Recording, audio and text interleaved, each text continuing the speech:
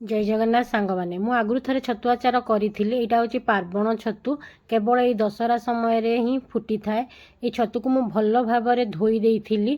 तापर तादे लुण हलदी जीरा गुंड काश्मीर लका गुंड धनिया गुंड पकईकि टिके तेंतुली मंड करके भल भाव गोले देकी टाण खरारे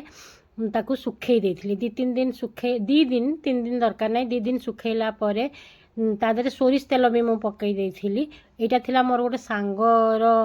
कंप्लेन जे तू कहीं केमिति कलु कही नथलु से आउे कली तापर दी दिन पर गुड़ पाग करी से गुड़े मुझे हेंगू पकई देती कारण हेंगूर भल वासना भी हुए आ हेंगू